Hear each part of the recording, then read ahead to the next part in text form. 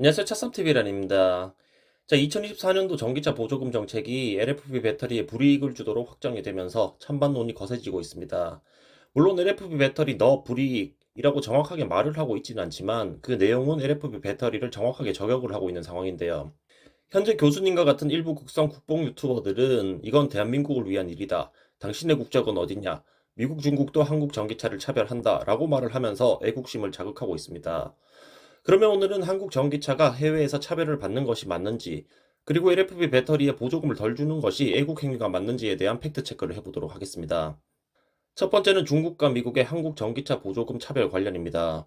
먼저 중국은 이미 2023년에 전기차 보조금 자체가 폐지되었습니다. 따라서 한국 전기차에 보조금 차별을 하고 있다는 것은 사실이 아니고요. 그리고 한국 전기차에 보조금을 줄 때도 한국 전기차 자체가 거의 안 팔렸기 때문에 중국에서는 한국 전기차를 굳이 타겟으로 삼을 이유가 없습니다. 한마디로 중국은 한국 전기차를 신경도 안 쓰고 있는데 혼자 섀도우 복싱을 하고 있는 상황이라고 보시면 되고요. 자, 다음 미국입니다. 미국의 전기차 보조금 정책은 한국 전기차를 타겟으로 하는 것이 아니라 내 땅에서 전기차를 팔아서 돈을 벌려면 내가 싫어하는 중국이랑의 연관성은 줄이고 내 땅에 직접적으로 기여를 하라는 정책입니다. 배터리의 중국산 광물 사용을 줄이고 차는 미국 땅에서 만들어라. 이게 핵심 포인트인데요. 이것은 현재 미국에 큰 위협이 되고 있는 중국 전기차를 견제함과 동시에 미국 내 일자리 창출 그리고 세수 확보와도 관련이 있습니다. 지금 미국과 중국에서 현대기아를 차별하니까 우리나라도 그래야 한다라고 말씀을 하는 분들이 많으신데요.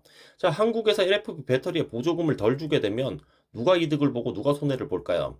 이득을 보는 집단은 현대기아 자동차와 그 임직원 및 벤더 협력사들 그리고 세수를 더 확보할 수 있는 국가 정도일 겁니다. 하지만 그 이익금의 대부분은 이미 역대 최고 실적을 기록하고 있는 현대기아 자동차의 사내 유보금과 임직원의 성과급으로 돌아가게 되겠죠. 자, 그러면 손해는 누가 보게 될까요? 대한민국 소비자들은 성능이 떨어지는 더 비싼 전기차를 울며 겨자 먹기로 사면서 손해를 보게 됩니다. 그중 상당수는 메리트가 없는 국산 전기차 대신 내연기관을 구입하면서 친환경 자동차로의 전환 속도는 더 느려지게 되겠죠. 굳이 비율로 따지자면 한국은 99% 이상의 국민은 손해를 보고 1%만 이득을 보는 구조라고 생각이 되고요.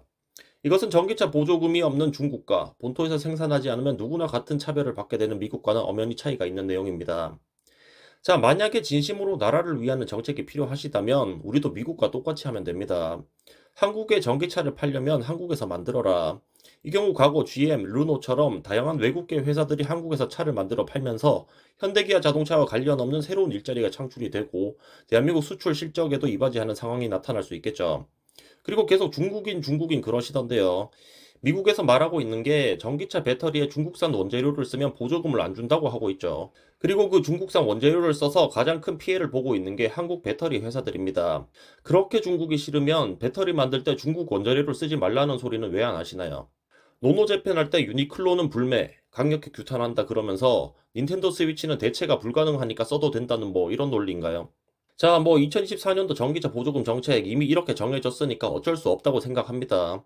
그런데 끝으로 한 말씀 드리자면요. 테슬라는 중국에서 만들어진 것일 뿐 미국 회사입니다.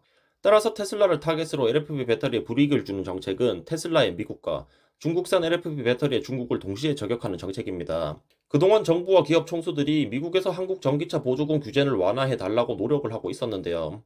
저는 이번 2024년도 보조금 정책으로 인해서 그동안의 그런 노력들이 물거품이 되지 않을까, 그리고 추가적인 보복을 당하게 되지 않을까 심각하게 우려스럽습니다.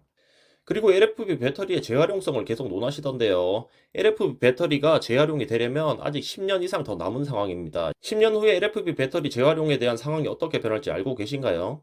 자, 무지성으로 외치는 노노재팬은 애국이 아니었습니다. 득실 관계를 정확하게 따져보고 우리나라와 국민이 실질적으로 이득을 보게 하는 것이 진짜 애국입니다.